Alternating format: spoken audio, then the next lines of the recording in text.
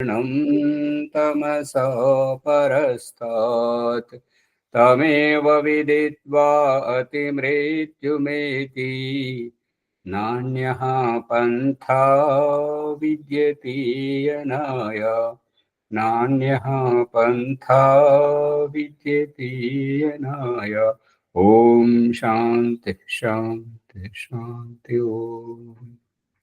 ఈ యొక్క సత్యార్థ ప్రకాశం అధ్యాత్మ సత్సంగానికి వచ్చేసినటువంటి వారందరికీ నమస్తే, స్వాగతం, సుస్వాగతం.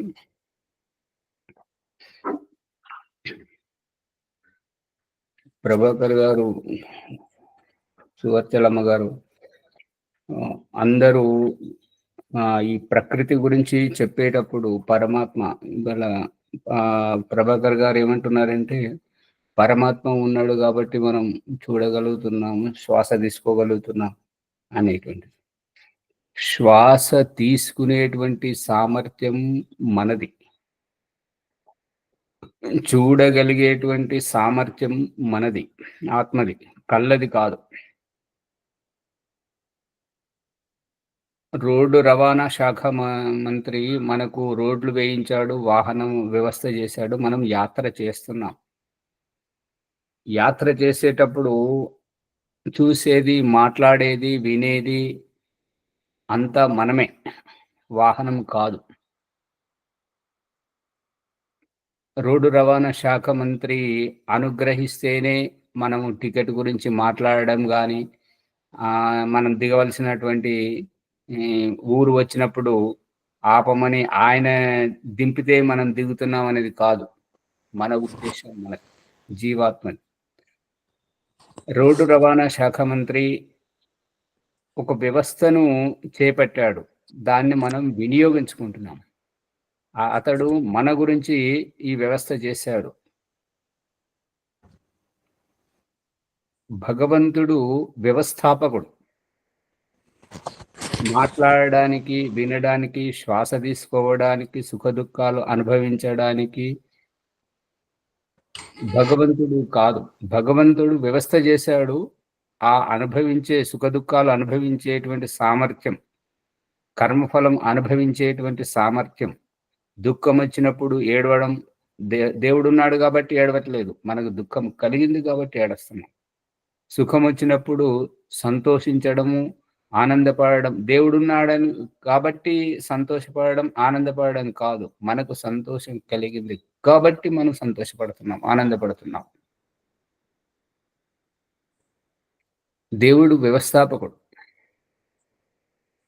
నాన్న మనల్ని పుట్టించాడు. మనకు ఎవరి యోగ్యతను బట్టి వారికి బట్టలు, తిండి, చదువు, ఆలన, పాలన అన్ని చూసుకుంటున్నాడు. కానీ నవ్వేది, ఏడ్చేది, అడిగేది, అలిగేది, ఇంకొకరితో గొడవ పెట్టుకునేది, ఇంకొకరితోటి స్నేహం పెంచుకునేటువంటిది, ఇదంతా మన వ్యక్తిగతం. పట్టుకుంటున్నారా ప్రభాకర్ గారు? అవును ఆచార్యజీ, సరే. అందుకని భగవంతుడి ఇది ఇప్పుడు మీరు అనే విధంగా చూస్తే, దుఃఖం కలిగినప్పుడు దుఃఖ పెడుతున్నది దేవుడు, సంతోషపెడుతున్నది దేవుడు. అలాగన్నప్పుడు కర్మఫలం అనుభవింపజేస్తున్నది దేవుడు. అయితే ఇక్కడ జరుగుతున్నటువంటిది ఏంటంటే, కర్మఫలము అనుభవింపజేస్తున్నది దేవుడైతే తలరాత రాయడం ఎందుకు, దానికి శిక్ష విధించడం ఎందుకు, ఈ కుంటి, గుడ్డి, మూగ, ఈ అవిటితనం ఎందుకు, ఈ పేదరికం, ఈ ధనాఢ్యం, సంపన్నత, ఈ యొక్క భేదభావాలు దేనికి? స్త్రీకి ఎందుకు, పురుషునికి ఎందుకు సంతానానికి దూరంగా ఉంచడం, స్త్రీకే ఎందుకు ఉదరములో ఒదిగించి అన్ని అనుభవాలు స్త్రీ చేత ఎందుకు అనుభవింపజేస్తున్నాడు? అందుకని దేవుడు ఒక వ్యవస్థ చేస్తాడు, ఇంత మాత్రమే. రోడ్డు వేస్తే రోడ్డు మీద దొర్లుకుంటా వెళ్ళొచ్చు, పోరుదండలు తీసుకుంటూ, లేదంటే నిలబడి, పడుకొని ఈ రకంగా సాష్టాంగ నమస్కారం చేసుకుంటూ వెళ్ళొచ్చు, నడుచుకుంటూ వెళ్ళొచ్చు, పరిగెత్తుకుంటూ వెళ్ళొచ్చు, సైకిల్ మీద వెళ్ళొచ్చు, ద్విచక్రాల కుర్చీ మీద వెళ్ళొచ్చు, కార్‌లో, బస్సులో ఏ రకంగా వీలైతే ఆ రకంగా వెళ్ళొచ్చు. వ్యవస్థ చేశాడు. ఓం ఆచార్యజీ. ఓం. మన పురుషార్థానికి కర్మఫలాన్నిచ్చేవాడు పరమాత్మ. అలా అన్నారు బాగుంది. అంతే. ఇప్పుడు ఆర్య సమాజము, దయానంద సరస్వతి చెప్తున్నటువంటిది ఏందంటే, మన తలరాతను మనం మార్చుకోవచ్చు. నమస్తే ఆచార్య. అందుకని ఈ వ్యవస్థ చేస్తున్నటువంటి వాడు తల్లిని స్వేచ్ఛగా వదలట్లేదు. తల్లిని స్వేచ్ఛగా వదలట్లేదు. ఎందుకు అంటే ఆమెను ఎంత ఆధ్యాత్మిక భావజాలంతో వ్యస్తముగా ఉంచితే గర్భస్థ శిశువుకు అంత ఉన్నతమైనటువంటి భావాలు అందుతాయని చెప్పేసి గర్భాధానం కంటే ముందు, గర్భాధాన సమయంలో, గర్భాధానం అయిన తర్వాత, గర్భము ప్రతిఫలించేటప్పుడు, జన్మించిన తర్వాత ఈ యొక్క జాతకర్మ, నామకరణ ఈ సంస్కారాల పేరుతోటి ఏంటంటే వారిని వ్యస్తంగా ఉంచడం. ఇంక పుట్టేటువంటి శిశువుకి ఏంటంటే ఇక్కడికి వెళ్ళిన తర్వాత నా ఆటలు సాగవు, నా పప్పులేమి ఉడకవు అనేటువంటిది అభిప్రాయం. ఇంకొక విషయం ఆచార్యజీ, హ్మ్. కర్మ ఫలానికి ఫలం ఇచ్చేవాడు పరమాత్మ అని కూడా అనొచ్చా? తప్పనిసరిగా. అది ఈ పురుషార్థం అని పదం వాడకుండా. అదే బాగుంటది. స్పష్టంగా ఉంటది. పురుషార్థం అంటే అందరికి అర్థం కాదు. కుర్వన్నేవేహ కర్మాణి జిజీవిషేచ్ఛతం సమాహ. 100 సంవత్సరాల వరకు నువ్వు కర్మ చేస్తూనే ఉండు, నిష్క్రియముగా నీ ఏమీ చేయకుండా పనికిమాలి సోమరిపోతులాగా ఉండొద్దు అని చెప్పేసి భగవంతుడు యజుర్వేదము 40వ అధ్యాయము 2వ మంత్రం దాంట్లో చెప్పాడు. కుర్వన్నేవేహ కర్మాని జిజీవిషేచ్ఛతం సమాహ అనే. దీని అనువాదమే భగవద్గీతలో శ్రీకృష్ణుడు కర్మణ్యేవాధికారస్తే మా ఫలేషు కదాచన. దీని వ్యాఖ్యానం, వేదమంత్రం యొక్క వ్యాఖ్యానం. దీనిని శ్రీకృష్ణునికి ఈ అధికారం, ఇటువంటి ఊహ ఎక్కడికి వెళ్ళి వచ్చింది అంటే గురుకులంలో చదువుతున్నప్పుడు పాణిని మహర్షి ప్రవేశపెట్టినటువంటి అష్టాధ్యాయంలో స్వతంత్ర కర్త, నువ్వు మంచి చెడు ఏది చెయ్యాలనుకున్నా నీకు పూర్ణ స్వేచ్ఛ స్వాతంత్రం ఉంది. దాని ప్రతిఫలితం ఎప్పుడైతే వస్తుంటుందో కర్మని ద్వితీయ, ఇక ఆ కర్మకు ఫలితం ఇంకొకరు ఇస్తుంటారు కాబట్టి అక్కడ నీ ఆటలేమి సాగవు. కర్మ చేసేటప్పుడు అంతా నీ ఇష్టమే, కానీ ఫలితం పొందేటప్పుడు నీ ఇష్టం కాదు, నువ్వు వేరే వాళ్లకు అధీనంగా ఉండాలి. అదే భగవంతుడు చూపిస్తున్నాడు అన్నట్టుగా. చూడకుండా నడిచేది మన చేతుల్లో ఉంది. పోట్రవుతు తగిలిన తర్వాత అబ్బా అబ్బా నొప్పేస్తుంది అనేది, ఆ పోట్రవుతు తగిలేది మన చేతుల్లో లేదు. చూడకుండా నడిచేటువంటిది మన చేతుల్లో ఉంది. అర్థమవుతుందా? కరెంటులో ప్లగ్లో వేలు పెట్టేంత వరకు మనకు స్వేచ్ఛ స్వాతంత్రం. ఆ కరెంటు షాక్ కొట్టేటప్పుడు అమ్మో షాక్ కొట్టిందని చెప్పేసి అరవడం, అటు ఇటు చూసుకుంటూ కూరగాయలు పండ్లు కోసేటప్పుడు అక్కడ మనకు స్వేచ్ఛ ఉంది. కానీ నువ్వు అటు ఇటు చూస్తున్నావు, అజాగ్రత్తగా ఉన్నావు అని చెప్పి ఆ కత్తి చాకు తెగినప్పుడు అమ్మో తెగింది నొప్పి వస్తుంది అని చెప్పేసి బాధపడడం, అక్కడ మనం పరాధీనం. దేవుడు చూపిస్తున్నాడు కాబట్టి. ఈ దృష్టాంతాలను అన్నింటినీ చూసినటువంటి శ్రీకృష్ణుడు కర్మణ్యేవాధికారస్తే మా ఫలేషు కదాచన. ఇప్పటికైనా కూడా నువ్వు కర్మ చేయడంలో పూర్ణ స్వేచ్ఛా స్వాతంత్రం కలిగినటువంటి వాడు. దాని పరిణామం అనుభవించేటప్పుడు మాత్రం పరాధీనం, ఇతరులకు ఆధీనంగా. అదే రోజు భత్యం, కూలి, నెలసరి జీతం, నెలసరి పనిచేసి నెలసరి జీతాలు అందుకోవడం, ఇదంతా చూపిస్తున్నాడు కదా.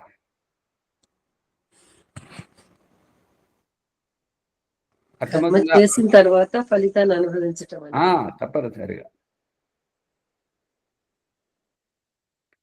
తుమ్మొస్తుంది, తుమ్మిన తర్వాత స్వేచ్ఛ.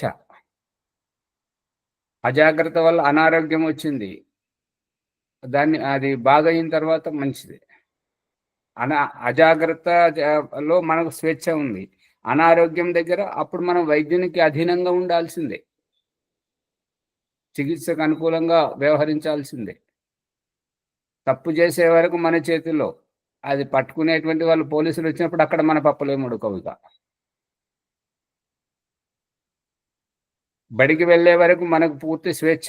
ఇక అక్కడ వాళ్ళు ఏం నేర్పిస్తారు అనేటువంటిది అది మన చేతుల్లో లేదు.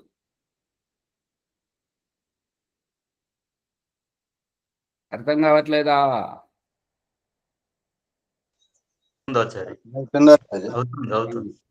అందుకని భగవంతుడు వ్యవస్థ చేస్తాడు అంతవరకే. ఇప్పుడు చెప్పాల్సింది ఏంటంటే, చాలా లోతుగా ఆలోచిస్తున్నారు, చాలా శ్రమ చేస్తున్నారు కాబట్టి ఇంకొక అడుగు ముందుకు ఏంటంటే, ఈ శరీరం పంచభౌతికం అన్నప్పుడు దేవుడు వాహనాలను ఏదైనా సరే, పడవ కానీ, విమానము కానీ, బస్సు, రైలు, కారు ఏదైనా కానీ అగ్నితోటే నడిపిస్తున్నాడు. మన శరీరాన్ని అగ్నితో నడిపిస్తున్నాడా, నీళ్ళతో నడిపిస్తున్నాడా? అగ్ని. పంచమహాభూతాల్లో ఒక్కొక్కటి చూడండి, అగ్నితో నడుస్తుంది. నీళ్లు లేకుంటే శరీరం వేడైతుందే, కాలిపోతుంటే నడవదు. అన్నం లేకపోతే, అవసరం. గాలి లేకపోతే, ఆకాశం లేకపోతే అసలు ఆకాశం అంటే ఆకాశం లేకపోతే పుట్టడానికి స్థానం లేదు. అది కాదు, ఖాళీ స్థలం. భగవంతుడు చూపిస్తున్నటువంటిది ఏంటంటే, ఆకాశం అంటే, ఆకాశం ఉంటేనే వెసులుబాటుకు అనుకూలంగా ఉంటుంటది. కాబట్టి వెంట్రుకలోనే పెంచుతున్నాడు, పన్నులో పెంచుతున్నాడు, గోరును గోరులో పెంచుతున్నాడు, చర్మంలో పెంచుతున్నాడు, రక్తాన్ని రక్తంలో పెంచుతున్నాడు, ఎముకలో పెంచుతున్నాడు. బయట అయితే పెంచట్లేదు కదా, హద్దు మీరైతే పెంచట్లేదు కదా. కంటిపాపలోనే పెంచుతున్నాడు. పుట్టినప్పుడు కడుపులో ఉన్న పిండమును చూడండి, పుట్టిన తర్వాత ఆ యొక్క పసిబిడ్డను చూడండి, ఆ తర్వాత ఇప్పుడు మనం ఈ వయసులో ఉన్న వాళ్ళని చూడండి, ఇక క్షతగాత్రులను చూడండి, మరణాసన్న దశలో ఉన్నప్పుడు చూడండి. అంతా ఏంటంటే, పుట్టినటువంటి ఆ మాయలో వచ్చినటువంటి పసిబిడ్డ. సువర్చలమ్మ గారు నిన్న చెప్పాలనుకున్నా చెప్పలేదు. అది ఈ సుయి అనడం కాదు, సుయి అనుకుంటూ వచ్చాడు కాబట్టి శిశువు అని మీరు చెప్తున్నారు, అది కాదు. గర్భంలో ఉన్నప్పుడు ముక్కు ఉమ్మనీరులో పాచిపట్టిపోతుంది, మూసుకొని ఉంటుంటది కాబట్టి సుయి అనడానికి దారే లేదు, శ్వాస తీసుకోలేదు. అందుకే పేగుబంధం ద్వారా తల్లి తీసుకునే శ్వాసతోటి ఆ శిశువును, పిండమును బతికించాడు. బయటకు వచ్చిన తర్వాత ఆ బొడ్డుతాడు కోసి ముక్కును శుభ్రం చేసిన తర్వాత అప్పుడు శ్వాస తీసుకుంటాడు కాబట్టి శిశువు అనిపిస్తాడు. అంతేగాని లోపలికి వెళ్ళి వచ్చేటప్పుడే సుయి అనుకుంటూ వస్తున్నాడు కాబట్టి శిశువు అనేటువంటిది మీరు వ్యాఖ్యానం చేస్తున్నారు, అది సరైనటువంటిది కాదు. ఆధారం చూపెట్టాలి, ప్రయోగం చూపెట్టాలి. అడుగుతారు. ఇప్పుడు ఒక ఆవిడ వచ్చింది డాక్టర్, అన్ని ఏదైనా ఆ పీరియడ్స్ గురించి కానీ, గర్భం గురించి కానీ, హార్మోన్స్ గురించి కానీ, ఈ యొక్క పిండం ఎదిగే స్థితి గురించి మొత్తం అంతా ఓపెన్ గా చెప్పేస్తున్నది. అటువంటి వాళ్ళు కనుక తారసపడితే, అమ్మగారు అది ఎలా చెప్పండి అని అంటే మళ్ళీ ఇబ్బంది పడాల్సి వస్తుంది.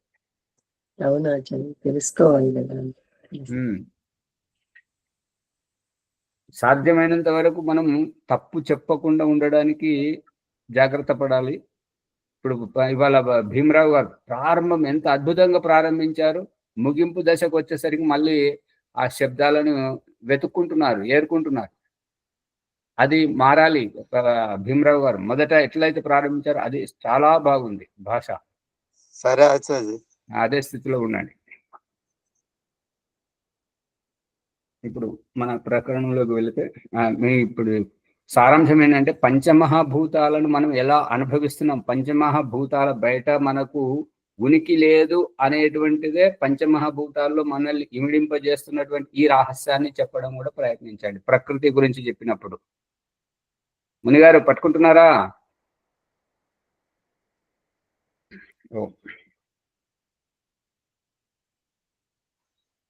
సత్యాత పంచభూతాల ఉనికి తొందరగా అర్థమైతుంది జీవులకు. సత్యార ప్రకాశం ద్వితీయ సముల్లాసం వీర్య రక్షణ లాభం. బ్రహ్మచర్యం గురించి, శరీరంలో తయారయ్యేటువంటి ధాతువు గురించి ఇప్పుడు చర్చ జరుగుతుంది. వీర్యమును రక్షించుట వలన ఆనందము, నాశము చేసిన దుఃఖ ప్రాప్తియు కలుగునని తల్లిదండ్రులు తమ సంతానమునకు తెలుపవలయును.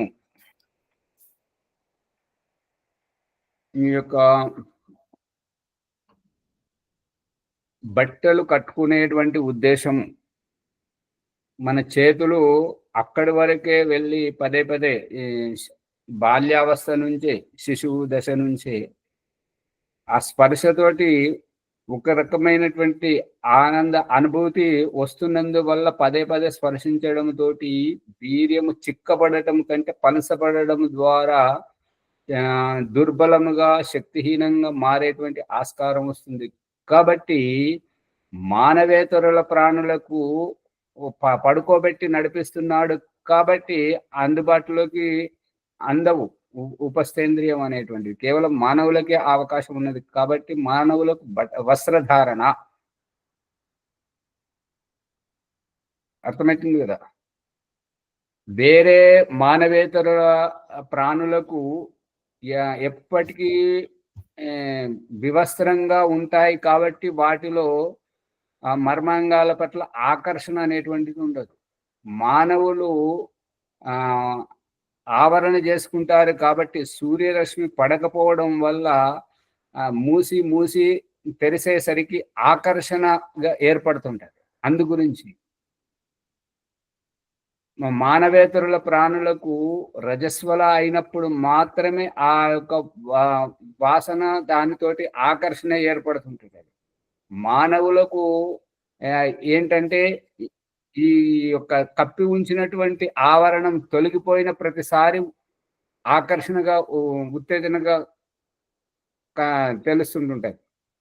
కాబట్టి ఈ యొక్క దీనిని రక్షించడమే ఈ యొక్క ఆకర్షణ. ఇప్పుడు ఎవరైతే ఇప్పుడు గమనించండి, ఫ్యాషన్ పేరు మీద చిన్న చిన్న పొట్టి వస్త్రాలు, చీలికలు పేలికలు కట్టుకొని అవి కూడా వదిలేసి బాడీ పెయింటింగ్ పేరుతోటి, సాకుతోటి పూర్తిగా నగ్నంగా ఎట్లయితే ఉంటున్నారో అక్కడ స్త్రీ పురుషుల శరీరం పట్ల ఆకర్షణ తగ్గిపోయి సంతానం కనడం పట్ల ఆసక్తి అనేటువంటిది సన్నగిల్లడం వల్ల దేశ మనుగడని ప్రమాదంలో ఉన్నట్టుగా హెచ్చరికలు చేస్తున్నారు. గమనిస్తున్నారా లేదా? టీవీలలో, వాట్సాప్లలో వస్తున్నాయి. అవునా? అందుకని ఇది ఈ యొక్క వస్త్రధారణ చేయడం, దాంతో ఈ వస్త్రధారణ అనేటువంటిది ఒక ఆకర్షణే. ఇప్పుడు ఇవాళటి పాఠం యొక్క ఉద్దేశం ఏంటంటే వీర్య రక్షణ. మనం ఏదైతే అన్నం తింటున్నామో ఆ అన్నంతో ఏ యొక్క ఊర్జా శక్తి వీర్యం తయారవుతుందో ఆ శక్తి వల్లనే, ఆ వీర్యం వల్లనే మన శారీరక ఉన్నతి, శారీరక ఆరోగ్యం, రోగ నిరోధక శక్తి పెరుగుతుంది. ఇమ్యూనిటీ పవర్ అంటే ఆయుష్ అనేటువంటిది ఈ యొక్క ధాతువు మీదనే, ఈ యొక్క వీర్యం మీదనే ఆధారపడి ఉంటుంటది. కాబట్టి దానిని వ్యర్థం చెయ్యరాదు అనేటువంటిది పిల్లలకు మనకు చిన్నప్పటి నుంచి వాళ్లకు తెలియజేస్తుండాలి. అంటే ఇప్పుడు తెలియజేస్తుండాలి అని అంటే ఒక మనోరంజనం ఏంటంటే ఈ సందర్భంలో మా ఓం ప్రకాష్ ఇంట్లో ఉన్నప్పుడు ఓం ప్రకాష్ కంటే పెద్ద ఆవిడ అక్క వాళ్ళ ఆమెకు అన్ని చిరుతిండ్లు తినే అలవాటు, దొంగతనం చేసే అలవాటు. ఆమె కంటే చిన్నవాళ్ళం మేము ముగ్గురం. ఇక ఆవిడ ఏమని చెప్పేది అంటే అమ్మకు దగ్గరగా ఉండి అమ్మ చేసేటువంటి వంటలన్నీ అమ్మతో పాటు ఉండి సహకరించి చేసేటువంటిది. ఏవి ఎక్కడ పెట్టేదో ఆమెకు బాగా తెలుసు. ఇక ఆమెకు చిరుతిండ్లు తినే అలవాటు ఉంటది కాబట్టి ఇక అమ్మ బయటకు వెళ్ళినప్పుడు ఏదైనా పని మీద ఊరు వెళ్ళినప్పుడు ఇక మమ్మల్ని తీసుకెళ్ళి ఈ డబ్బాలో ఇగో ఈ లడ్డూలు ఉన్నాయి, ఈ డబ్బాలో ఇవి ఉన్నాయి అని చెప్పేసి తీసుకెళ్ళి తను తినేది మాకు తినిపించేది. ఇక ఏమని చెప్పేదంటే అమ్మ వచ్చిన తర్వాత మేము లడ్డూలు తినలేదు అని చెప్పాలి. అక్కడ చెప్పాల్సింది ఏంటంటే అడిగితే చెప్పాలి. ఆ అమ్మ వచ్చి డబ్బా చూసినప్పుడు, లేకుంటే అడిగితే చెప్పాలి. కానీ అమ్మ ఊరి నుంచి రాగానే మేము లడ్డూలు తినలేదు అని అంటే ఏమన్నట్టు? తిన్నామని ప్రత్యక్షంగా అదే కదా, విషయం అడిగితే చెప్పాలి. అడిగితే చెప్పాలి. కానీ ఆవిడ చెప్పేది ఇప్పుడు ఎవరైనా ఇంటికి వస్తే నాన్న ఇంట్లో లేడని చెప్పమని చెప్పరా అని చెప్పేసి పిల్లలకు చెప్తే వాళ్ళు అక్కడికి వెళ్ళి నాన్న ఇంట్లో లేడని చెప్పమంటున్నాడు అంటే ఏమన్నట్టు? చెప్పమంటున్నాడంటే అతను ఇంట్లో ఉండే చెప్పమంటున్నాడు కదా. లడ్డూల ప్రస్తావన లేదు, ఏమీ లేదు. అమ్మ ఇంట్లోకి వచ్చి ఇంకా కూర్చొనే లేదు, తన అలసటనే తీర్చుకోలేదు. ఆ లడ్డూల వైపు అమ్మ దృష్టికోణమే లేదు. మేము లడ్డూలు తినలేదంటే ఆచార్య ఒక సామెత ఉంది, గుర్రం మూతికి బట్ట కట్టిర్రు అనే. ఇది బాగలేదు. మరి దీనికి అర్ధాపత్తిగా తిన్నడు అని అర్థమైపోతుంది. ఇదైతే అయింది. కానీ మరి గుర్రం మూతికి బట్ట కట్టడం అంటే ఏమన్నట్టు? అంటే గుర్రం చెప్తది, సత్యం చెప్తది అని బట్ట కట్టి తీసుకుపోతారు అన్నది.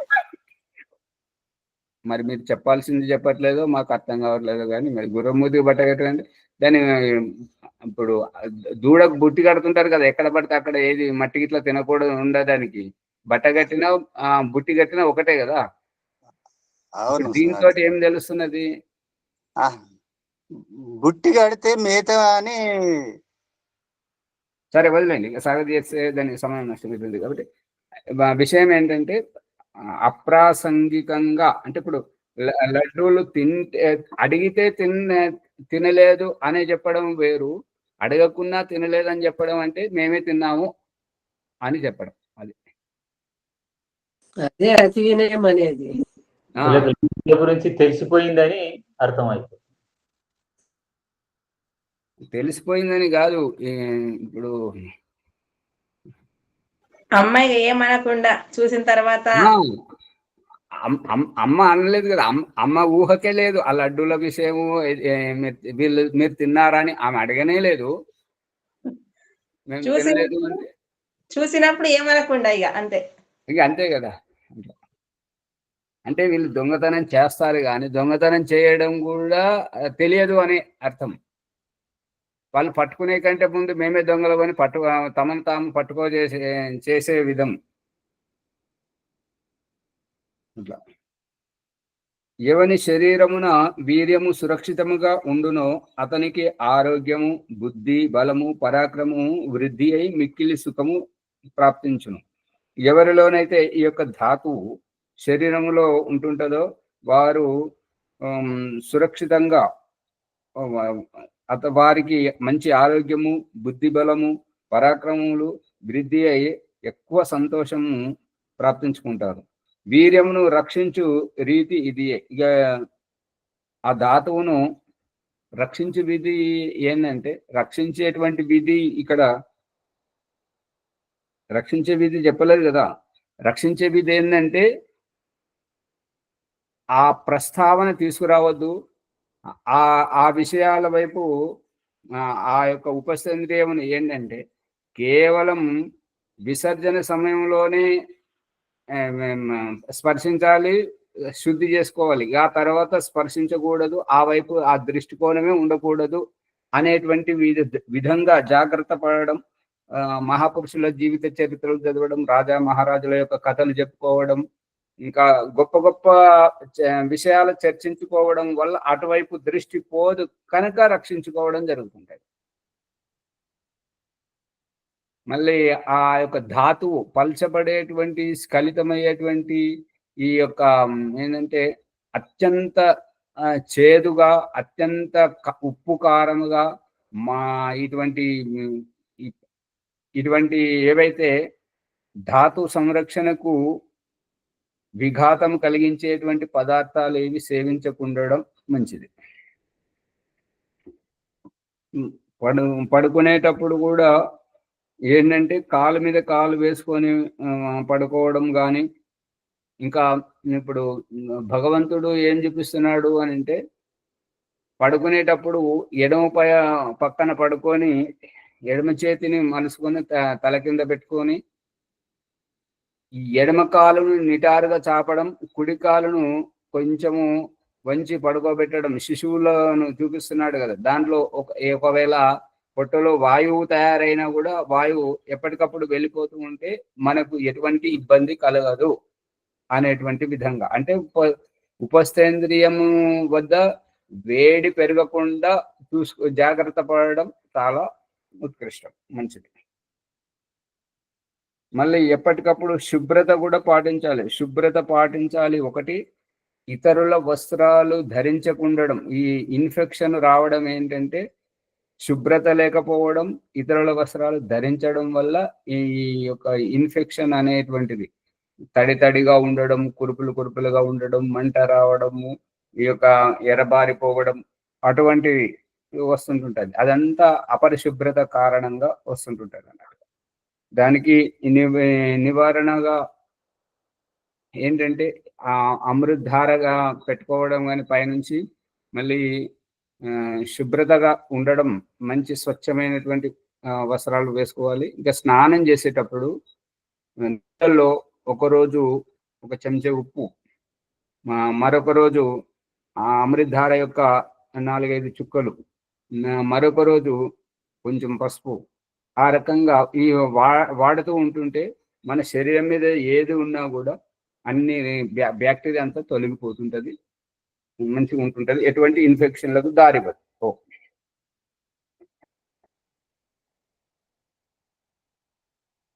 శరీరంలో వేడి ఉన్నటువంటి వారు వర్షంలో తడవండి, ఎంత తడిస్తే అంత మంచిది. అలాగని చెప్పేసి వర్షం వచ్చినంతసేపు గంటలు వర్షంలోనే ఉండాలని కాదు, దాంతో మళ్ళీ చలి జ్వరం పట్టుకుంటుంటది. పూర్తిగా తృప్తిగా తడవాలి స్నానం చేసినట్టుగా, అది అభిప్రాయం.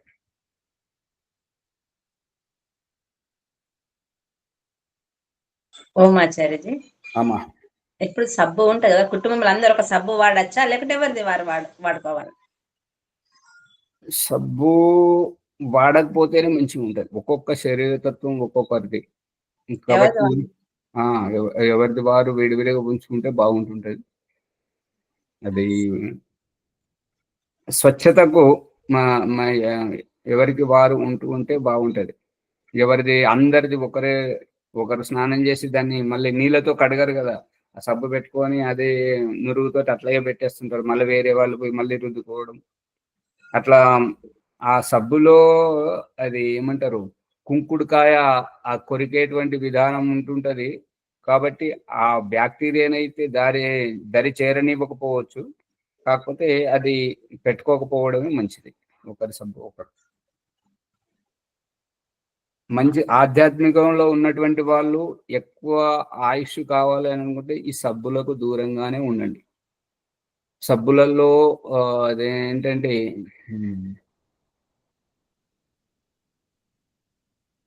పశువుల కొవ్వు ఎక్కువ శాతం కలుస్తుంది అనమాట. నూనెలు తక్కువ, ఈ పశువుల కొవ్వు కలపడం వల్ల దాంతో స్నిగ్ధత, ఇట్లా జారిపోయే గుణం, ఇట్లా ఈ యొక్క మెరిసేటువంటి గుణం ఇప్పుడు మన శరీరం లోపల నుంచి రావాలి.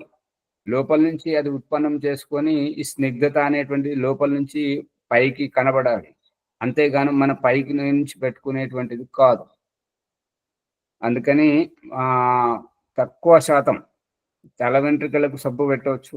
అది షాంపూలు కానీ అది మనం తయారు చేసుకుంటే ఇంకా బాగుంటుంటుంది. చేసుకొని శరీరానికి సున్నిపిండి ఇట్లా వాడుకుంటే చాలా మంచిగా ఉంటుంటుంది, తేజస్సు వస్తుంటుంటుంది.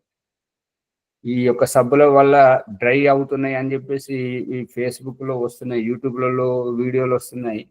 అది దాంట్లో మంచివి కాదు, కెమికల్స్ కలుపుతున్నారు వాళ్ళు, వాళ్ళ వ్యాపార నిమిత్తకంగా మనల్ని ఉత్తేజపరుస్తున్నారు అని చెప్పేసి ఈ మధ్య ఒక కొత్త డాక్టర్ అమ్మగారు వచ్చారు, చాలా విడమర్చి స్పష్టంగా చెప్తున్నారు. యాసిడ్స్ వాడుతుర్రట అందులో. యాసిడ్స్ అది పచ్చళ్ళలో వాడతారు యాసిడ్స్ నిల్వ ఉండడానికి, తినుబండార పదార్థాలు. ఇప్పుడు ఈ యొక్క పచ్చళ్ళు తింటే ఇప్పుడు కొంతమందికి ఈ సన్ ఎలర్జీ రావడానికి కారణం ఆ యాసిడే మన శరీరంలో చేరి ఇబ్బంది పెడుతుంటది అన్నట్టుగా. అది అందరికి అర్థం కాదు. పచ్చడి నిల్వ ఉంటున్నది అని అంటే మన ఇంట్లో చేసుకునే దాంట్లో మనమైతే వేసుకోము, బయట కొనేది ఏ పచ్చడి అయినా సరే వాళ్ళు పదార్థాలు, తినే పదార్థాలు, ఈ పెరుగు కానీ ఇంకేవేవైతే నిల్వ ఉంచి ప్యాకెట్లతోటి నిల్వ ఉంచేటువంటి పదార్థాలలో అన్నిట్లలో కలుస్తుంటారు. లిక్విడ్ దాంట్లో యాసిడ్ కలుస్తుంటారు, ఇంకా ఈ శుష్క పదార్థాలలో ఇంకా వేరే కెమికల్స్ కలుస్తాయి.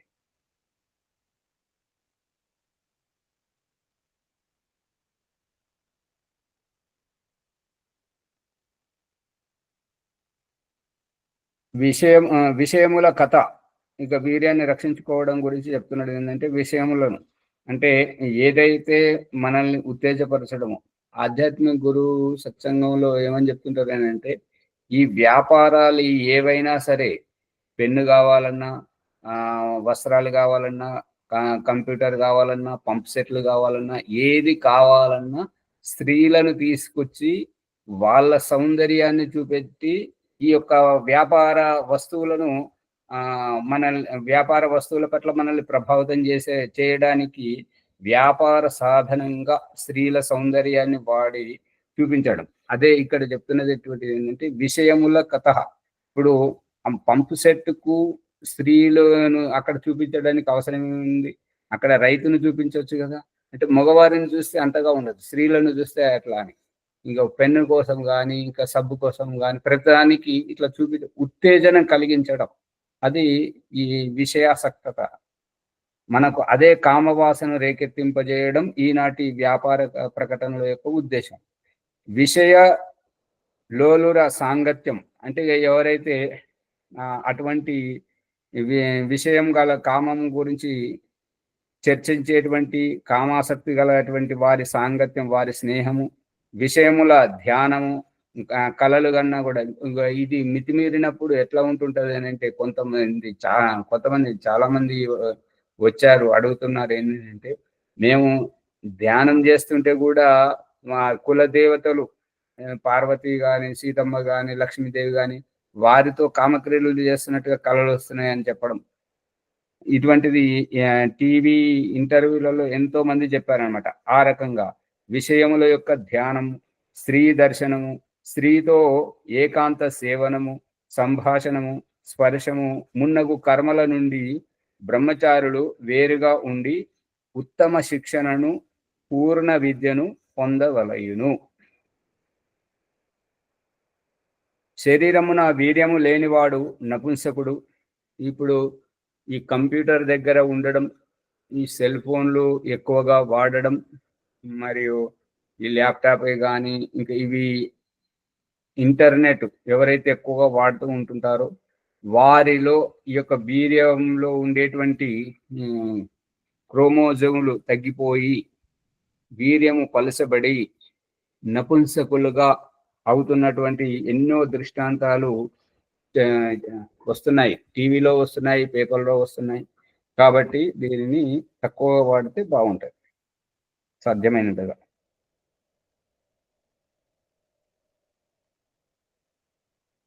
శరీరమున వీర్యము లేనివాడు నపుంసకుడు, మిక్కిలి కులక్షణుడు. కులక్షణుడు అంటే ఎటువంటి లక్షణాలు లేనటువంటి వాడు అవటం.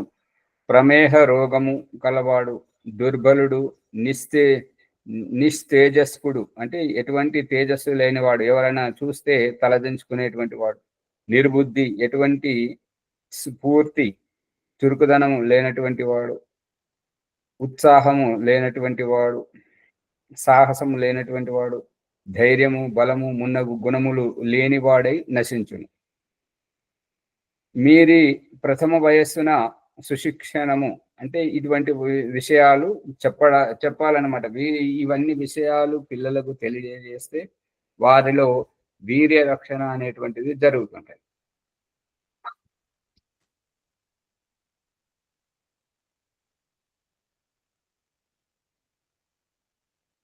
ఇది బాల్యంలోనే చెప్పాలి, తర్వాత అది సాధ్యం కాదు. ఎందుకు అనంటే ఎట్లెట్లా ఇంటి నుంచి బయటకు పోతూ ఉంటే బయట ప్రపంచాన్ని చూస్తుంటారు కాబట్టి బయట మొత్తము ఉత్తేజనం, ఆకర్షణం, దాని గురించే, ఆ కామవాసన గురించే పాటలు వచ్చినా కూడా ఆ యొక్క స్త్రీ యొక్క సౌందర్యాన్ని పొగడమే, ఆమె రూపలావణ్యాన్ని పొగడమే. ఈ సినిమా పోస్టర్లు వచ్చినా కూడా అటువైపే.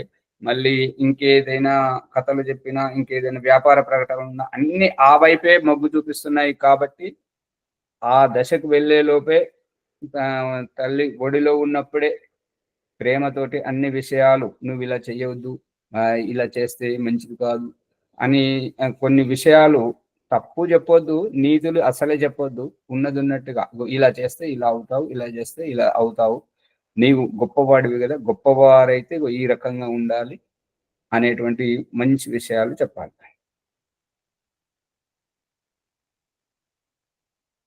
ఇప్పుడు దయానంద సరస్వతి ఏమైనా తప్పులు చెప్తున్నాడా మనకు?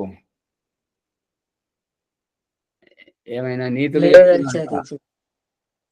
ఉన్న విషయాన్ని చెప్తున్నాడు. అదే మన పిల్లలకు సైతం మనం కూడా ఉన్నది ఉన్నట్టుగా చెప్పాలి. నిజం చెప్తారు కదా ఆచార్య దయానంద వారు, నిజం చెప్తారు.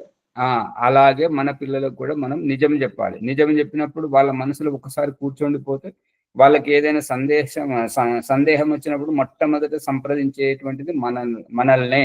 ఎందుకు అంటే మనం ఎటువంటి దాపరికం లేకుండా ఉన్నది ఉన్నట్టుగా నిజాలు చెప్తుంటాము కాబట్టి వాళ్ళు మనల్ని సంప్రదిస్తారు. అదే మనం నీతులు చెప్తే బయటకు పోయిన తర్వాత అది వేరేగా కనబడుతుంటది. కాబట్టి మనం అబద్ధాలు చెప్తే బయట నిజాలు కనబడుతుంటాయి. కాబట్టి వాళ్ళు ఇక మన దగ్గర దాపరికం చేస్తుంటారు, మనకి ఏది మనసు విప్పి మాట్లాడరు, మనకు దూరంగా ఉంటారు. ఇంతే కారణం.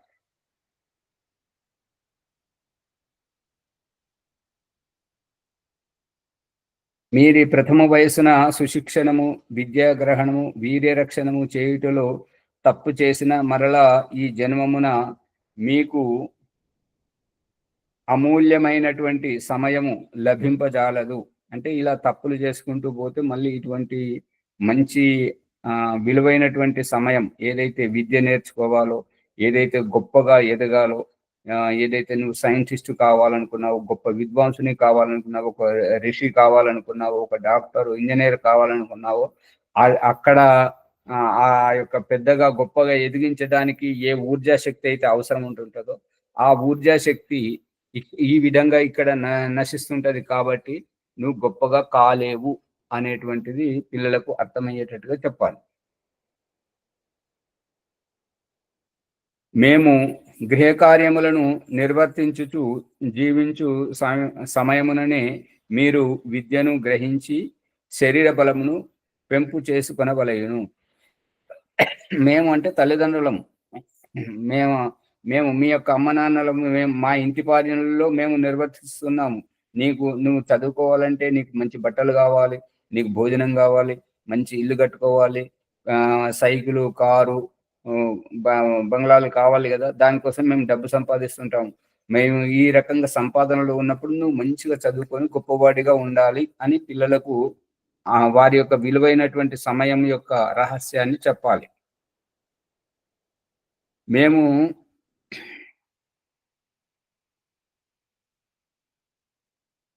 మీరు విద్యను గ్రహించి శరీర బలమును పెంపు చేసుకునవలయును అని సంతానమునకు బోధింపవలయును, తెలియజేయాలి. ఇట్లే తల్లిదండ్రులు తమ సంతానమునకు ఇతర శిక్షణలను ఒసంగవలయును. ఏవైతే అత్యంత గొప్ప ఉంటుంటాయో అటువంటి విషయాలను మాత్రమే తెలియజేయాలి. ఈ హాస్టల్లో పడేయడం అంటే ఏంటంటే గాలికి దీపం పెట్టి దేవుడాన్ని మొక్కి పిల్లలను మన అవసరానికి పండుగ వచ్చినప్పుడు వాళ్ళకు పెళ్లి సంబంధాలకు ఇట్లా వచ్చినప్పుడు వాళ్ళ గురించి ఏవైతే చెప్తుంటామో వాళ్ళ హాస్టల్లో ఉన్నప్పుడు ఆ పెంపకము, ఆ యొక్క స్వేచ్ఛ స్వాతంత్రం తోటి అక్కడి భావాలు పడతాయి కానీ మన ఇంటి కులవృత్తి, మన సభ్యతా సంస్కారాలు ఏవి హాస్టల్లో ఉన్న వారికి అబ్బవు. అందుకని హాస్టల్ చదువు సరైనది కాదు. కాకపోతే మరి వాళ్ళ చదువుకోవాలి. మనమైతే ఊళ్ళో ఉంటాం. వాళ్ళు పెద్ద చదువు చదవాలి. పెద్ద చదువు అంటే మరి పట్టణాల్లో ఉంటుంటది. అక్కడికి మనం వెళ్ళలేము. వాళ్ళు ఇక్కడ ఉండలేరు. అక్కడికి ఇక్కడికి పోయి రావడం కుదరదు. మరి అలాంటప్పుడు ఏంటంటే హాస్టల్లో ఉన్నను. ఆదివారం, రెండవ శనివారం పండుగలకు మన ఇంటికి తీసుకొచ్చి మనతో పాటు కూర్చుండబెట్టుకొని అన్ని పండుగలు చేసుకోవాలి. పిల్లలను దూరం పంపించి ఏ పండుగ చేసినా ఆ పండుగ ఆనందము మీకు ప్రమాదకరమే. మీకు కాదు, ఎవ్వరికైనా కానీ ప్రమాదకరమే. మరియు యజ్ఞం చేసినా ఏది చేసినా కూడా సామూహికంగా ఏదైతే చేస్తుంటారో పిల్లలను దగ్గర కూర్చుండబెట్టుకొని చెయ్యాలి. ఎట్లయితే పెళ్లి అయిన తర్వాత పెద్దలు వెనక ఉండి పిల్లలను ముందుకు తీసుకొచ్చి వాళ్లకు బాధ్యతను అప్పగించి వాళ్ళ చేత చేయించాలి. ఆ రకంగా చేసినప్పుడే ఆ ఇల్లు గొప్పగా అవుతుంటుంటది. అంతేగాని పెళ్ళయింది కదా అని చెప్పేసి వాళ్ళను ఇబ్బంది పెట్టడం, వాళ్ళకి ఏంటిది వాళ్ళని వదిలేయాలి అని చెప్పేసి కొత్తగా వచ్చినటువంటి కోడలు కూడా కూతురుగా లాగానే ఉంటుంటది. కాబట్టి వాళ్ళను ఇబ్బంది పెట్టద్దు, వాళ్ళను ఆడిపోసుకోవద్దు, వాళ్ళని వేరు చేయొద్దు. పెళ్ళైన తర్వాత కోడలు ఇట్లా అంటుంది అట్లా అంటుంది అని చెప్పేసి వాళ్ళను వేరు చేయొద్దు. వాళ్ళను మనతో పాటే ఉంచుకోవాలి. మనతో వాళ్ళే మన వారసులు. వాళ్ళకు దూరంగా మనం ఉండకూడదు. ఉమ్మడి కుటుంబం లాగానే ఉండాలి. కాకపోతే కొద్దిగా తగ్గాలి. వాళ్ళ స్వభావం ఏంటో చెప్పేసరికి తెలుసుకునే వరకు వాళ్ళు ఏం చేస్తున్నారో ఎక్కడ పట్టుకోవాలి అని అంటే ఏదైనా సరే ముందు ప్రాముఖ్యత వారికి ఇవ్వాలి. వారు సరిగా చెయ్యలేనప్పుడు అమ్మ అలా కాదు ఇలా చెయ్యాలి అని మనం తర్వాత చూపిస్తే వాళ్ళకు కనివిప్పు కలుగుతుంది.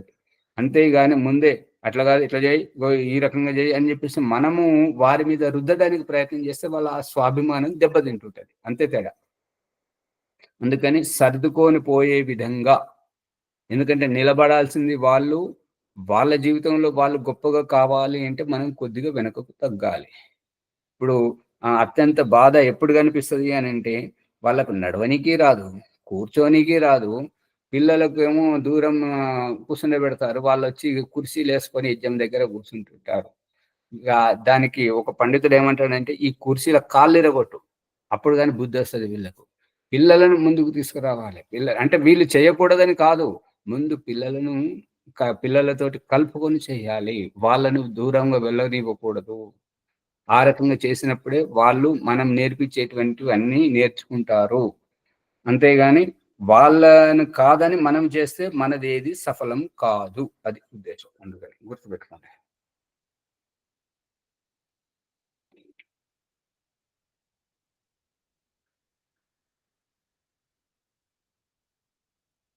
ఇట్లే తల్లిదండ్రులు తమ సంతానమునకు ఇతర శిక్షణలను ఉసంగవలయును. అందువలన ఇప్పుడు ఎట్టి పరిస్థితిలో కూడా పిల్లలు తప్పు చేస్తే, కోడలు తప్పు చేస్తే వాళ్ళ అమ్మ నాన్నను ఎత్తి తిట్టకూడదు. ఇదే నేర్పిందా మీ అమ్మ, ఇదేనా మీ ఇంటి సంస్కారం అని ఈ రకంగా అనకూడదు. వాళ్ళది అయిపోయింది. వాళ్ళ ఇల్లు, వాళ్ళ ఇంట్లోంచి ఆ అమ్మాయిని తీసుకొచ్చాము అని అంటే వాళ్ళ ప్రస్తావన ఎత్తద్దు. అలా కాదు బిడ్డ, ఇలా చేయాలి. ముందు వారికే పూర్తి స్వేచ్ఛనివ్వాలి. ఈరోజు ఈ పండుగ ఉన్నది, దీనికి ఇట్లా చేయాలి అని చెప్పాలి. వాళ్ళు చేసుకోలేనప్పుడు, సరిగా చేయనప్పుడు దాన్ని సరిదిద్ది చూపెట్టాలి. అలా కాదమ్మా, ఇలా చేయాలి, ఇలా చేయాలి అని. నీకు చేస్తుంది నీ మొహం, ఇట్లా చేస్తాను, ఎప్పుడు నేను చేస్తానా తెలిసేది, ఇవన్నీ అనకూడదు. వాళ్ళని నెమ్మదిగా దారికి తీసుకురావాలి. ఎందుకంటే మన ఇంట్లో ఉండాల్సినటువంటి వారు వారి పక్కన మనం ఉండాలి. కాబట్టి కొద్దిగా దెప్పి పొడుపులు చేయకపోతే బాగుంటుంది. నాకైతే అనుభవం లేదు, మరి మీరు అనుభవంతో ఉన్నవారు, మరి నేను తప్పు చెప్తే నాకు చెప్పండి. మళ్ళీ నన్ను నిలదీస్తారు, ఇట్లా చెప్తున్నారు ఇట్లా చెప్తున్నారు అని చెప్పి. లేదాచార్య, నిజం చెప్తున్నారు ఆచార్యజీ. నిజమే చెప్తున్నా. ఈ అనసూయమ్మ గారు అయితే ఏది మాట్లాడరు, ఊరికే కూర్చుంటారు. అనసూయమ్మ గారు అట్లా ఏం లేదు గురుజీ. నమస్కారాలు. కారాలు వద్దు తల్లి, నమస్తే సరిపోతుంది. నమస్తే. నమస్తే.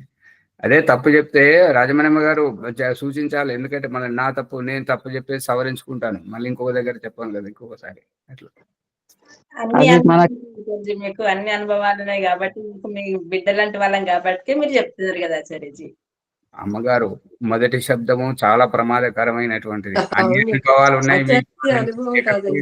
దారితీస్తుంటది. అలా కాదు, అన్ని తెలిసే చెప్తున్నారు అని అనండి అంతవరకు. కానీ అన్ని అనుభవాలు సమాజంలో అన్ని చూసాం కాబట్టి చెప్తున్నారు. మనం అనుభవించాం కాబట్టి అనుభవిస్తున్నా. మనము అన్ని అనుభవం తెలుసుకోవాల్సింది తెలుసుకోకుండా పూర్తి అయిపోయింది కొంత.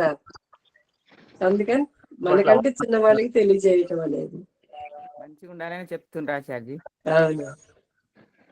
ఇట్లే తల్లిదండ్రులు తమ సంతానముకు ఇతర శిక్షలను వసంగవలయును. అందువలనే ఉపయుక్త వాక్యమున మాత్రమాన పితృమాన శబ్దములను చేర్పబడినవి. జన్మము నుండి 5 సంవత్సరముల వరకు పిల్లలకు తల్లి, 6వ ఏట నుండి 8 ఏండ్ల వరకు తండ్రి శిక్షణము వసంగవలయును. 9వ ఏట ప్రారంభముననే 8 ఏళ్ళ నుండి 9వ సంవత్సరము రాగానే ద్విజులు తమ సంతానములకు ఉపనయనము చేసి పూర్ణ విద్వాంసుడు, పూర్ణ విదుషి శిక్షణను విద్యాదానము చేయు ఆచార్యుల కులమునకు వారిని పంపవలయును. అంటే గురుకులానికి పంపాలి. బాలుర గురుకులమునకు, బాలికలను బాలికల గురుకులమునకు పంపవలయును. శూద్రాది వర్ణముల వారు తమ సంతానమునకు ఉపనయనము చేయకుండానే విద్యాభ్యాసం కొరకు గురుకులములకు పంపవలయును. ఇక గురుకులమునకు పంపితే అక్కడ ఆచార్య గారు వారు యజ్ఞోపవీత ధారణ చేయించి వారికి విద్యాభ్యాసం చేయిస్తుంటారు. ఎందుకంటే ఇంటి దగ్గర వాళ్ళు కేవలం సేవాభావంతో ఉంటుంటారు, కూలి పని చేసుకుంటుంటారు కాబట్టి వారికి ఉత్తమ గుణాలు ఉండవు. కాబట్టి అక్కడ గురుకులంలో గురువు ఇతర పిల్లలతో పాటు వారిని ఒకే రకమైనటువంటి భోజనము, ఒకే రకమైనటువంటి సమాన సమభావము అన్ని చూసి సంస్కరించి ఉపనయనం చేస్తాడు. కాబట్టి ఉపనయనం చేయకుండానే పంపాలి. మరి సమయం అతీతమవుతుంది కాబట్టి ముని గారి పనిలో ఉన్నట్టున్నారు.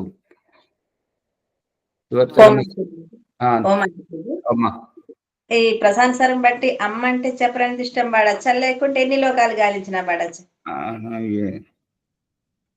2 పాడండి, ఏమవుతుంది. ఒకటి తర్వాత ఒకటి ప్రసంగం, 2 ప్రాసంగికమే కదా. చెప్పాలండి అమ్మా, అమ్మ అంటే చెప్పాలి ఆచార్య. యజ్ఞోపవీతము ఉండనా వేయచ్చా, లేకుంటే అట్లా వేయించాలి? ఏమంటారు? ఇప్పుడు యజ్ఞోపవీతాలు అందరికి ఉండేవి కదా ఆచార్య. వేసుకోవాలి కదా. ఇప్పుడు ఈ శ్రావణ మాసంలో అందరికి వేయడం జరుగుతుంది కదా అమ్మగారు. లేదా ఆచార్య, ఇప్పుడు ఇంటింటే యజ్ఞాలు అయితే వాళ్ళకు ఉండయి యజ్ఞోపవీతము. మరి ఇప్పుడు వాళ్ళకి యజ్ఞోపవీతం వేయించచ్చా, వేయించకుండా చేయచ్చా? సాధ్యమైనంత వరకు యజ్ఞోపవీతం అంటే ఏంటో తెలియజేస్తే వాళ్ళే కావాలని తీసుకుంటారు. ఇప్పుడు మనం వేస్తే వాళ్ళు అది పూజ మీదకి వెళ్ళేవాళ్ళని తీసి మొలకేస్తుంటారు, గోడకేసేస్తుంటారు. అదే అందుకని దాని గురించి చెప్పడం మంచిది. ఇప్పుడు ఈ అమ్మగారు ప్రస్తావన తీసుకొచ్చారు కాబట్టి ఒక మనోరంజనం ఏంటంటే, ఆశ్రమ ట్రస్టీ వీరు శ్రీనివాస్ గారు ఏమంటుంటారంటే, ప్రతి నెల పౌర్ణమికి యజ్ఞోపవీతం మార్చాలి అంటారు. అది వారు తప్పుగా అర్థం చేసుకున్నారు. ఏంటంటే, ఇది స్త్రీలకు ప్రతి నెల ముట్టు ధర్మం ఉంటుంటది కాబట్టి వాళ్ళు శుద్ధి అయిన తర్వాత మార్చుకోవడం అది వారికి. వీరు దాన్నే పట్టుకొని అందరూ మార్చుకోవాలి, ప్రతి పౌర్ణమికి మార్చుకోవాలి అని చెప్పేసి వీడియో చేశారు. మరి ప్రస్తావన వచ్చింది కాబట్టి ఇంకా ఇటువంటి భ్రాంతులు ఎవరి దగ్గర ఉంటాయేమో వారికి కనువిప్పు కలగాలని చెప్పడం జరుగుతుంది. అంటే విద్వాంసుల సాంగత్యంలో మరి విద్యను నేర్చుకుంటే మంచి విషయాలు తెలుస్తుంటాయి. ఇక లేదంటే వారి కర్మ, మనం ఏం చేస్తాం. విషయం తెలియజేస్తే వాళ్ళు వదలరమ్మ గారు, విషయం తెలియకుండానే తెలియదు కాబట్టే తీసేస్తుంటారు అన్నట్టుగా. అందు గురించి చెప్పినా తీసేస్తుంటారు. అంటే ఒకేసారికి ఎలా అర్థమవుతుంది అమ్మగారు? అది ఏంటంటే చాలా జన్మాంతరములతో, ఎన్ని జన్మలతోటి అంత దానికి దూరంగా ఉన్నామో ఏమో తెలియదు. ఇప్పుడు ఒక్కసారి మనం తీసుకువెళ్ళి వేయగానే వాళ్ళు దాన్ని ఎట్లా ఆదరిస్తుంటారు. దాని గురించి ఇప్పుడు శివాజీ గారు చూడండి, వారికి రాజ్యాభిషేకం, పట్టాభిషేకం కట్టాలంటే ముందు ఉపనయన సంస్కారం కావాలి, యజ్ఞోపవీత ధారణ కావాలి. ఇప్పుడు వాళ్ళందరూ ఏమన్నారంటే, నువ్వు శూద్రుడు, నీకెట్లా యజ్ఞోపవీతం ఇస్తాం అని దాని గురించి ఎంతమంది బ్రాహ్మణులను పిలిచినా కూడా ఎవరు ముందుకు రాకపోయేసరికి మళ్ళీ ఈ వైదికంగా వారికి యజ్ఞోపవీత సంస్కారం చేయడం జరిగింది. అంటే దాని గురించి తహతహలాడేటట్టుగా చెయ్యాలి. అప్పుడు దాని గుణగణాలు తెలియాలి. యజ్ఞోపవీతం అంటే ఏంటని తెలిస్తే అప్పుడు వాళ్ళు వేసుకుంటారు. అంతే తప్ప ఇప్పుడు యజ్ఞోపవీతం లేకుండా చేయడం అది సరైనటువంటిది కాదు. మరి అది తీయడం కూడా అంతకంటే అందరూ అలాగే చేస్తున్నారండి, యజ్ఞోపవీతం లేకుండానే చేస్తున్నారు. వేయిస్తే మంచిది. అంతవరకు అయితే కొద్దిగా చూడడానికి మంచిగా అనిపిస్తుంది కదా అమ్మగారు. ఆచార్య, ఇంకొక సందేహము, మన ధర్మాన్ని మనం యజ్ఞోపవీతం లేకుండా యజ్ఞం ఎలా చేయిస్తారని చెప్పేసి మళ్ళీ ఇంకా ఎవరైనా తెలివైన వాళ్ళు దొరికితే మళ్ళీ వాళ్ళు మనల్ని నిలదీస్తుంటారు. నువ్వేం పురోహిత్యం, నీకు ఎవరు నేర్పారు ఇది అని చెప్పేసి అంటారు. కాబట్టి చేయించండి, సాధ్యమైనంత వరకు తీయకుండా ఉండనివ్వండి అని చెప్పండి. అంతవరకు. భీమరావు గారు అడగండి. ఈ మద్య మాంసాలు యజ్ఞోపవీతం ఉంటే మద్య మాంసాలు సేవించద్దు అనేసరికి వేసుకోవడానికి వెనకంజ వేస్తున్నారు ఆచార్య. ఇప్పుడు ఇది మరి ఆ ప్రకరణం మొదలు పెడితే చాలా పోతుంటది, సమయం లేదు. కాబట్టి వారికి ఏం చెప్పాల్సింది ఏంటంటే, మద్య మాంసాల పేరు ఎత్తకుండా సాధ్యమైనంత వరకు సహజంగా, శుద్ధంగా, పవిత్రంగా ఉండాలి. అశుద్ధమైనటువంటి జీవహింసతో కలిగే ఆహారాన్ని మనం భుజించకుంటే బాగుంటది, మద్య మాంసాలు సేవించకుంటే బాగుంటది అని చెప్పేసి విషయాన్ని దాటించండి. ఎందుకంటే అప్పుడే మరి మద్యం గురించి, మాంసం గురించి చెప్తే మళ్ళీ ఎవరు చేయరు. అవునా? సరే, ముందుకు వెళ్ళండి. పాడండి అమ్మగారు, ఒక్కరి పాట అయినా పాడండి. సరే ఆచార్య. ఓం నమస్తే ఆచార్యజీ, సభ్యత్వ నమ నమ ఆచార్యజీ.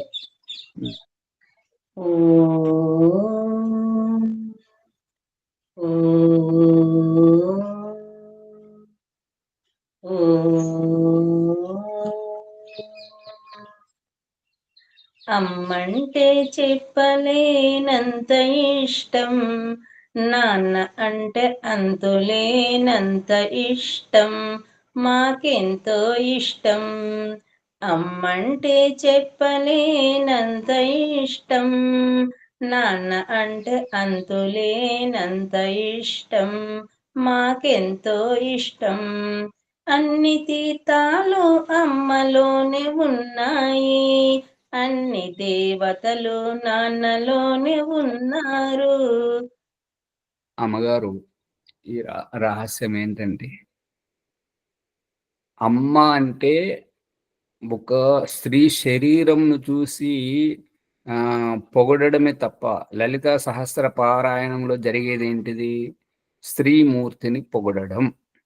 ఇక్కడ పొగడతలు కాదు, యథార్థం చూపెట్టండి. ఓములోని ఆద్యాంతం అమ్మ పదమురా, అమ్మ లేనిదే నీకు జన్మ లేదురా.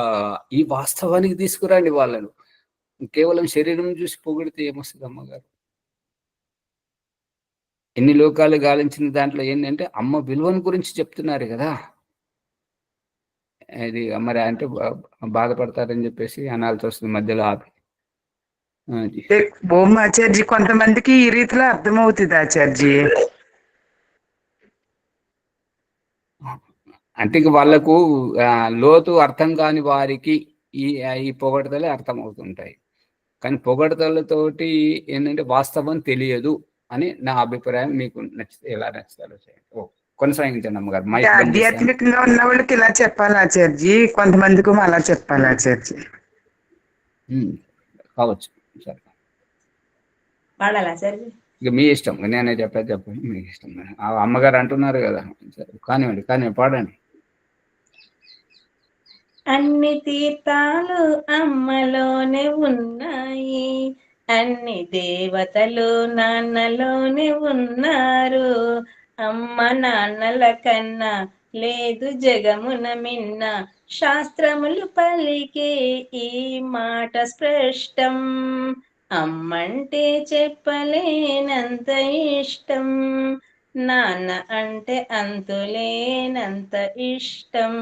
మాటతో చెప్పటం అనేది పాటలోనే వచ్చేసింది భాగ్యలక్ష్మి గారు. అమ్మ నాన్న అంటే మాటతో చెప్తున్నారు అనేది పాటలో ఇప్పుడు పాడేశారు. వారు చేసిన మేలును మరువలేము, జన్మ జన్మలకు రుణపడి ఉంటాము. వారు చేసిన మేలును మరువలేము, జన్మ జన్మలకు రుణపడి ఉంటాము. వారు మా ఐశ్వర్యం, వారు మా సర్వస్వం, వారు మా ఐశ్వర్యం, వారు మా సర్వస్వం. వారి అభిష్టమే మా యొక్క అభిష్టం, అమ్మంటే చెప్పలేనంత ఇష్టం, నాన్న అంటే అంతులేనంత ఇష్టం, మాకెంతో ఇష్టం. అమ్మ చెప్పిన మాటకు ఎదురు చెప్పము, నాన్న గీసిన గిరి ఎన్నడును దాటము. అమ్మ చెప్పిన మాటకు ఎదురు చెప్పము, నాన్న గీసిన గిరి ఎన్నడును దాటము. అమ్మ హృదయం అమృతం, నాన్న మది నవనీతం. అమ్మ హృదయం అమృతం, నాన్న మది నవనీతం.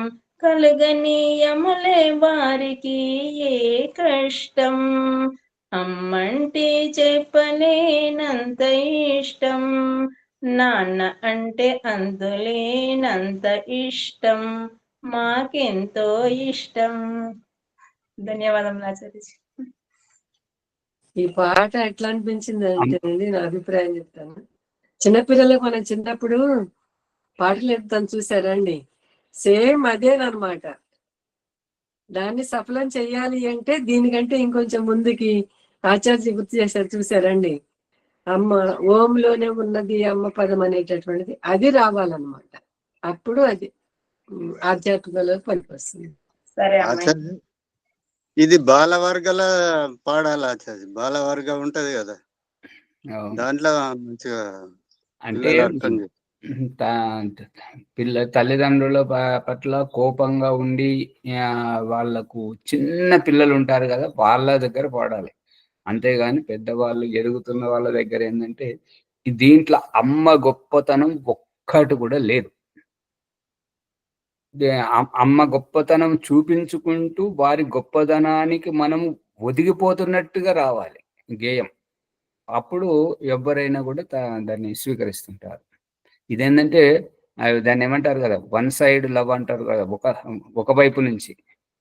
పిల్లల శ్రద్ధ తప్ప, పిల్లల భావజాలం తప్ప తల్లిదండ్రులు ఏమీ లేదు ఈ గేయంలో. నాకైతే అలా అనిపించింది. మరి మీకు ఎలా అనిపించింది? సరే, మంచిది. సంధ్యోపాసన చేయించండి, సమయం అయిపోయింది. ఒకటి ఎవరు ఈరోజు మీదే కదా? భాగ్యలక్ష్మి గారేని అనుకుంటాను. చేస్తాను, చేయించండి. లేదంటే అనసూయమ్మ గారు చేయిస్తారా? ఆచార్జీ అందరూ మైకులు మూసేసారా ఏంటండి ఆచార్జీ? వీడియో ఎవరు కనబడట్లేదు. భాగ్యలక్ష్మి గారిది ఆచార్జీ.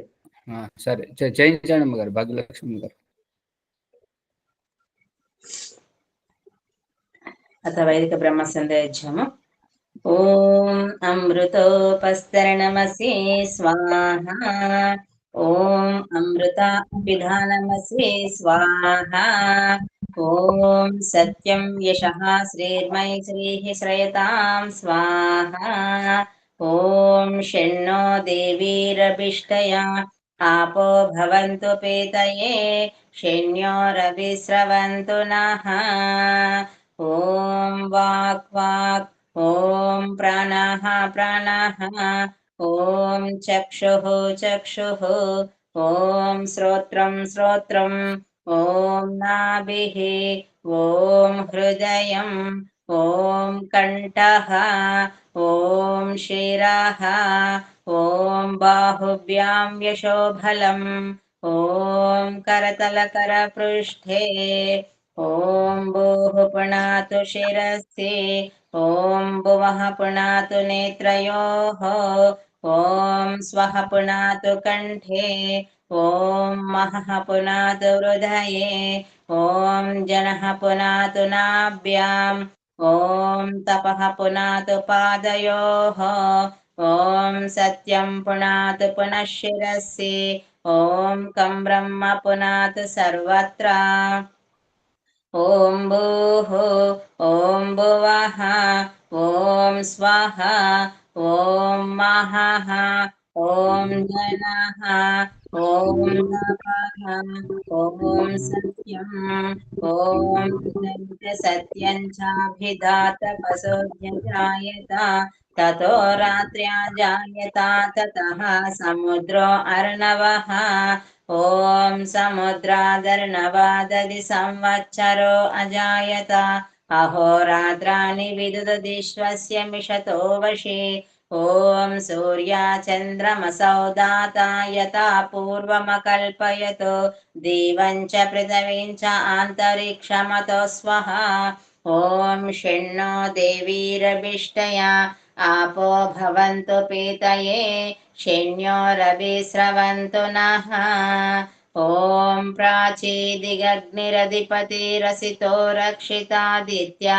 इषवः तेभ्यो नमो अधिपतिभ्यो नमो रक्षितृभ्यो नम ईशुभ्यो नम येभ्यो अस्तु योऽस्मान्द्वेष्टियं वयं दिश्मस्तं वोझं वेदद्मः दक्षिणादिगेन्द्रोऽधिपति स्थिरच्चिराजिरक्षिता पितर इषवः तेभ्यो नमो अधिपतिभ्यो नमो रक्षितृभ्यो नम ईशुभ्यो नम येभ्यो अस्तु योऽस्मान्द्वेष्टियं वयं दिश्मस्तं वोझं वेदद्मः प्रतीचेदिगुवर्णोऽधिपतिः वृदाकुरक्षितान्नमिषवः तेभ्यो नमो अधिपतिभ्यो नमो रक्षितृभ्यो नम ईशुभ्यो नम येभ्यो अस्तु योऽस्मान्द्वेष्टियं वयं दिश्मस्तं वोझं वेदद्मः ॐ उदीचीदिक् सोमोऽधिपतिः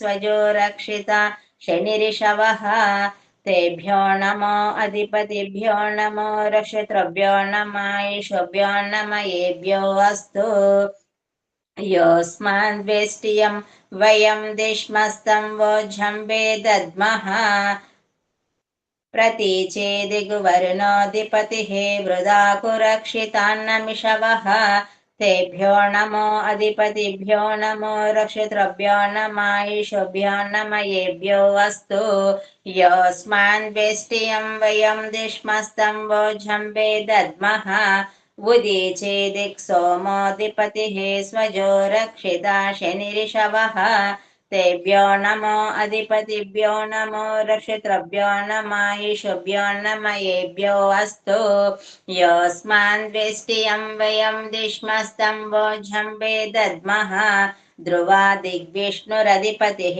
कल्माषग्रीवो रक्षिता वीरुदैषवः तेभ्यो नमो अधिपतिभ्यो नमो रक्षितृभ्यो नम ईशुभ्यो नम येभ्यो अस्तु योऽस्मान्द्वेष्टियं वयं दिश्मस्तं वोझं वेदद्मः उरुद्वादिग्बृहस्पतिरधिपतिः श्वित्रो रक्षिता वर्षमिषवः तेभ्यो नमो अधिपतिभ्यो नमो रक्षितृभ्यो नम ईशुभ्यो नम येभ्यो अस्तु योऽस्मान् वेष्टियं वयं दिष्मस्तं वोझं वेदद्मः ॐ जातवेदसे सुनवामा सोममरातीयतो निदहाति वेदः स नः पर्षदति दुर्गाणि विश्वा नावेव सिन्धुं दुरितात्यग्निः चित्रं देवानामुदगादनेकं चक्ष्मुर्मित्रस्य वर्णास्याग्नेः आप्राध्या वा पृथिवी अन्तरिक्षं सूर्य आत्मा जगतस्पृश च उदुत्यं जातवेदसं देवं वहन्ति केतवः दृश्ये विश्वाय सूर्यं बुद्वयं तमसस्परिस्वः पश्यन्त उत्तरं देवं देवात्रा सूर्यमगन्म ज्योतिरुत्तमं तच्चक्षुर्देवहितं पुरस्ताचुक्रमुच्चरतो पश्येम शरदशतं जीवेम शरदशतं शृणुयाम शरदशतं प्रभ्रवाम शरदशतम् अदीनस्याम शरदशतं भूयच्च शरदशतात् ॐ शन्नो देवीरभिष्टया आपो भवन्तु पीतये शन्यो रविस्रवन्तु नः ॐ भूर्भुवः स्वः तत्सवितुर्वरेण्यं भर्गो देवस्य धीमहि